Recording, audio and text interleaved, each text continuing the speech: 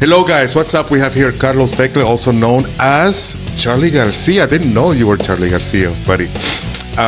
This guy is a professional musician, guitar builder, touring artist, and of course, a recording engineer. Amazing man. A man with many talents. Can you tell us a little bit about yourself, Carlos?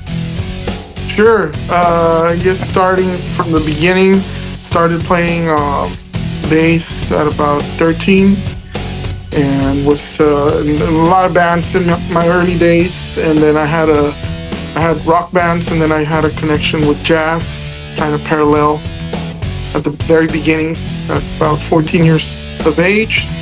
So I played in many bands in my border town where I'm from. I'm from a town called El Paso, Texas, also known as El Paso del Norte, on the U.S. side of the border. So I played in a lot of bands across the border, a lot of rock bands and a lot of jazz bands. And then eventually I went to school to become a recording engineer because in those days there was no way anybody could learn the trade unless you knew somebody that worked in the studio and you became an apprentice. So the only option I had was going to school, and the reason was not to become an engineer. It was more to become my own engineer, like to write my own music and record. And that led me to building instruments, playing in touring bands, producing all kinds of stuff. But it's a long story. I think if you have any questions or anything comes up, I'll remember. Sure. For example, how did you get started into bass playing, for example? That's a good... Because I heard that, I know that you're a multi-instrumentalist, and how did you get in? I mean, this guy's a great bass player. How did you get into bass playing? Thank you. I was in a band with my buddies, and across the border in a city called Ciudad Juarez, which is known for being amongst the most violent, right? But back in those days, it was really safe. We're talking the late 80s. Anyway, I played keyboard in my friend's band. We put a band together. We were 14, 13 at the time, whatever it was. Okay. And it was very strange because this is my connection to Argentinian rock, I guess. There was a guy we knew, or I think it was the drummer's cousin. His name was Matthew, and he lived in Vegas. So the guy found a tape it was like a mixtape, like a real mixtape back in 1988, right? Yeah, back in those days, yes. Right, yeah. And the name said Mateos, right? And it was written with like Sharpie marker. It was like I'll never forget it. It was a white, just straight white paper, ivory color, and it said Mateos. So this guy thought, okay, I'm Matthew, so Mateos, so I'll give it a shot. So he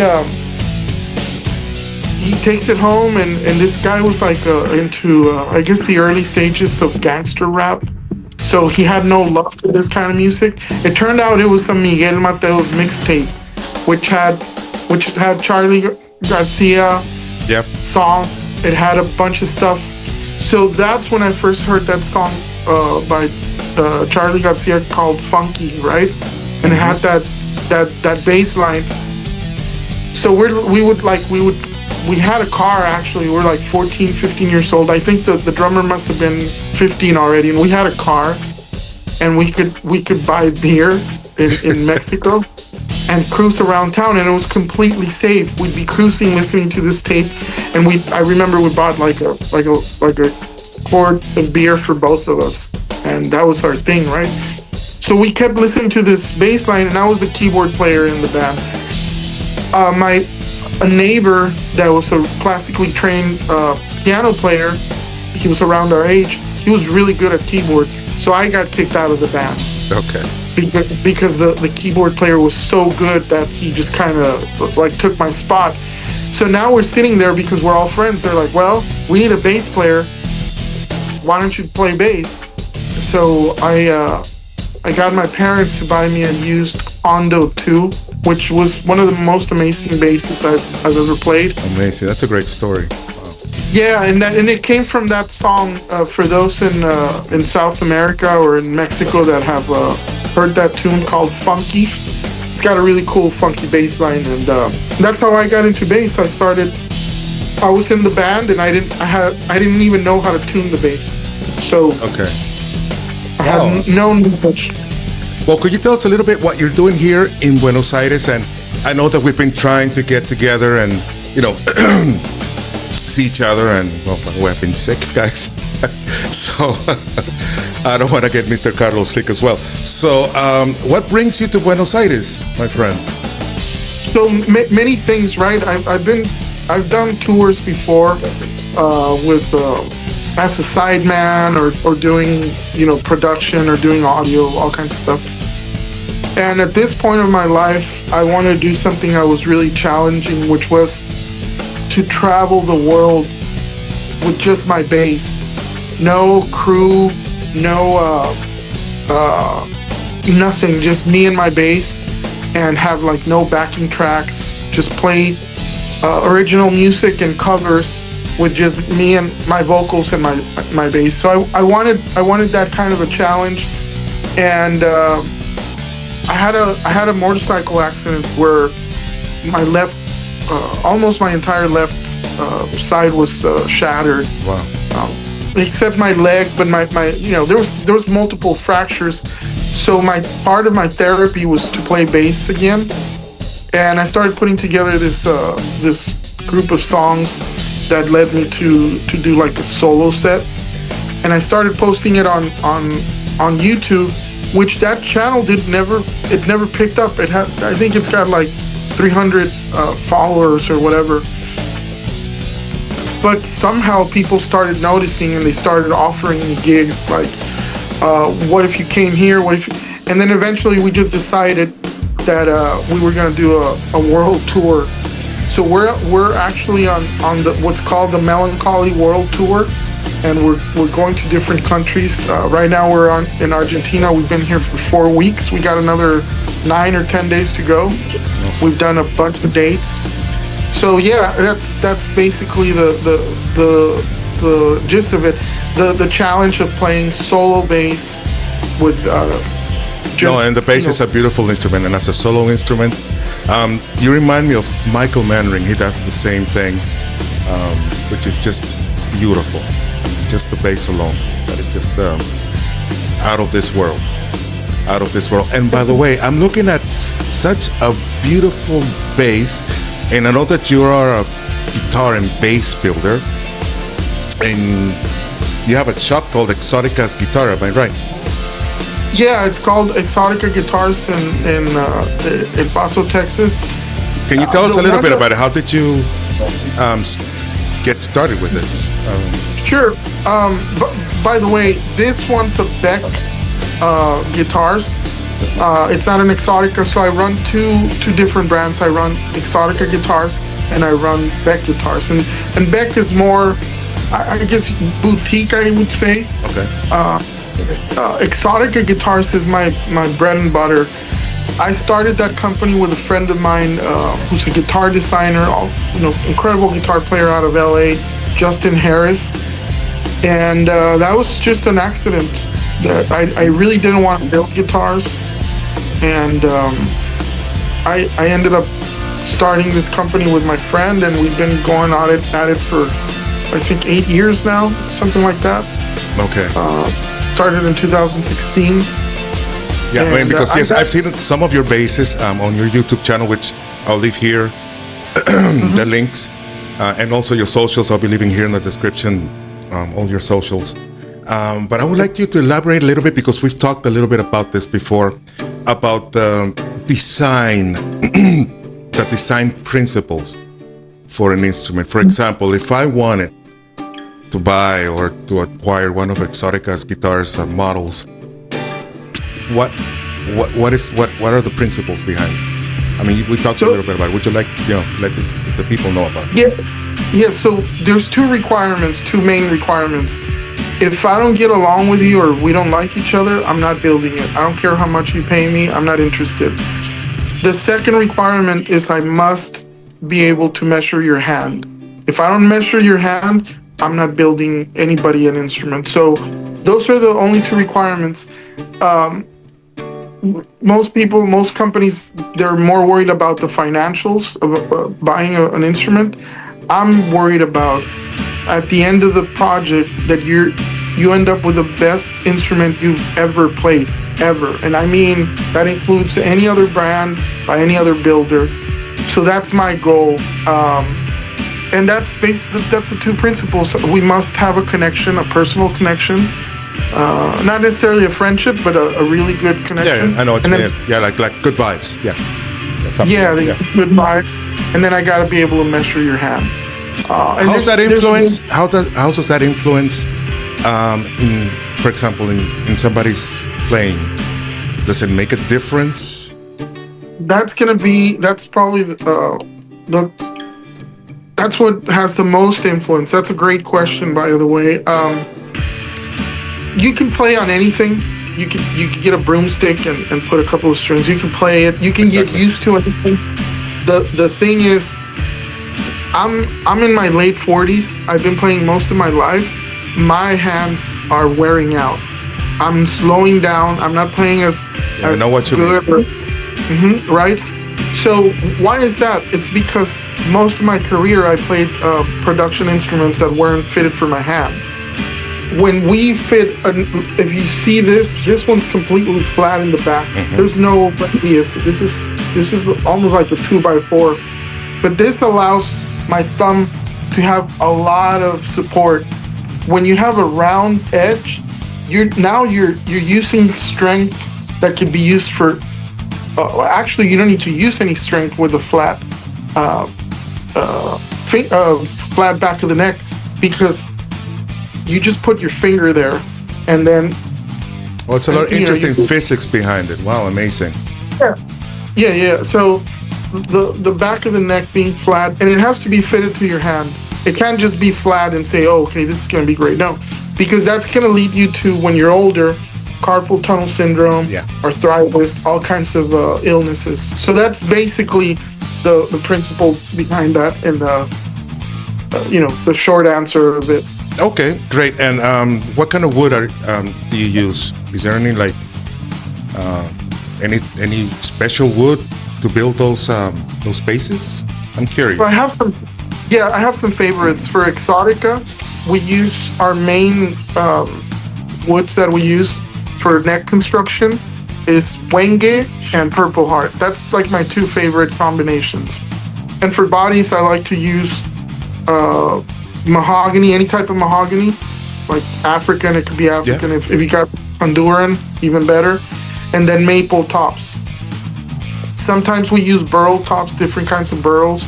But as long as I have a mahogany core, that seems to be the most, I guess, what we're used to as far as sound. Because Les Pauls were made with mahogany. Yeah, I was going to mention that. Yeah. Mm-hmm. So we're kind of used to that the combination of those woods, right? And that's basically it. Now, when you get a Beck, which are a little more expensive, by the way, the Exoticas are not that expensive.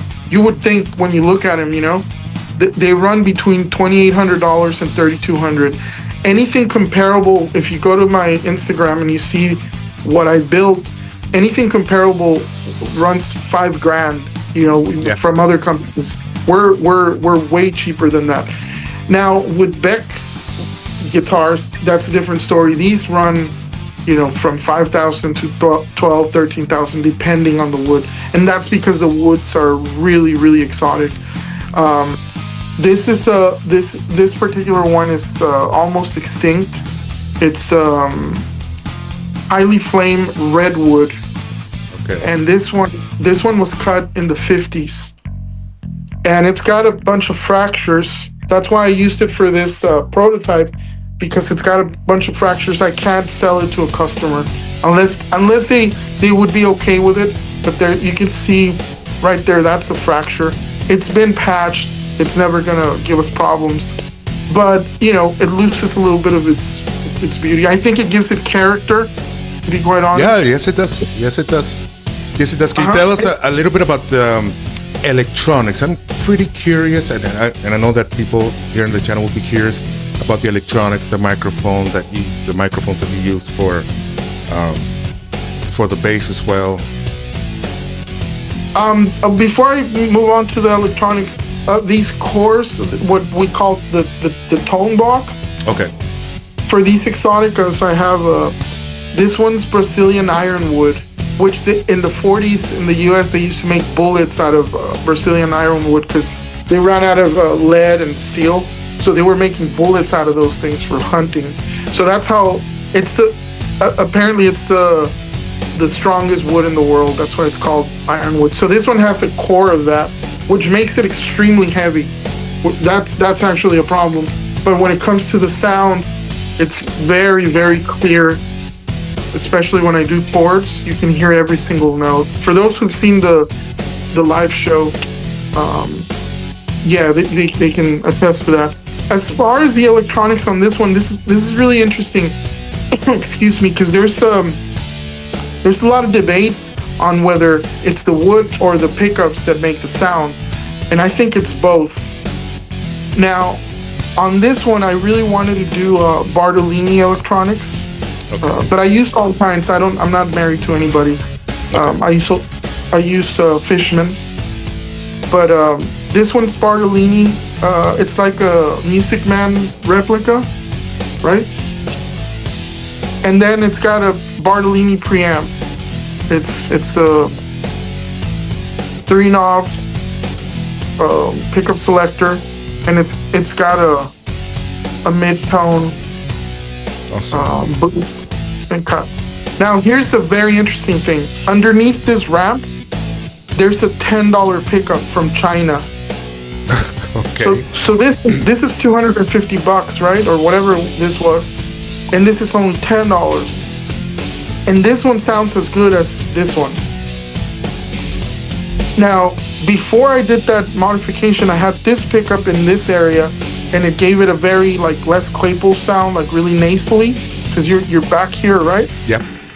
So I needed more range. I needed a fuller range. So I moved it forward to get more clarity in the chords, and I dropped, because there was a big hole in there, I dropped that $10 pickup.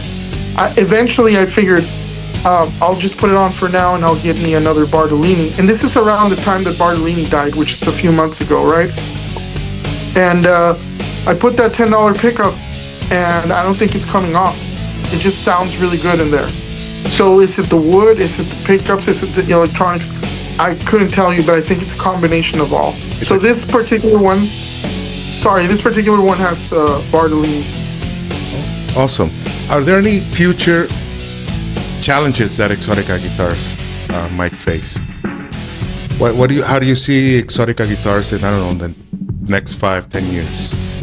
We really don't have any challenges. We know that starting a guitar company is a challenge in itself. We take a very small spot in the universe of guitar building. We're very small. We're a very small company. We make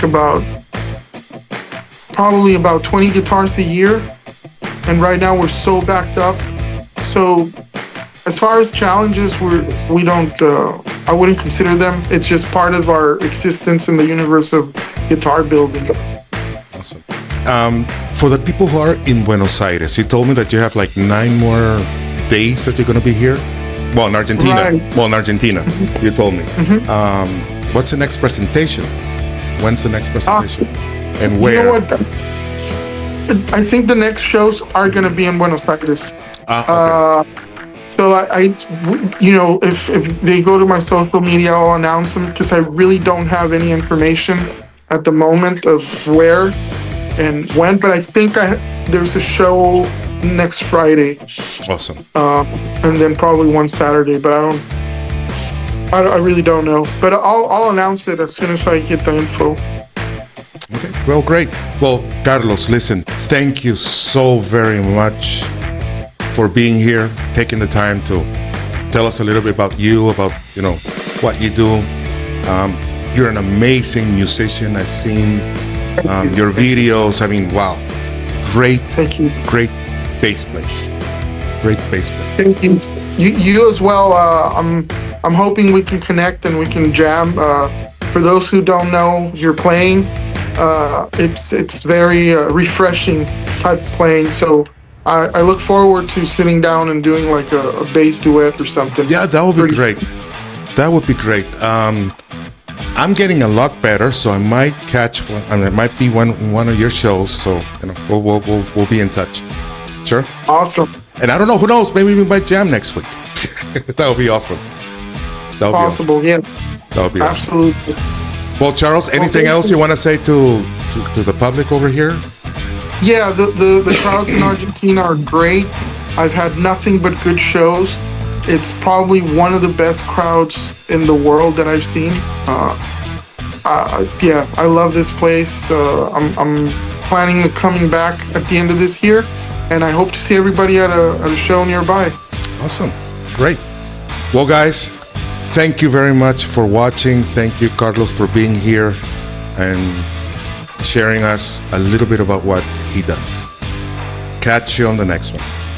See you. Cheers.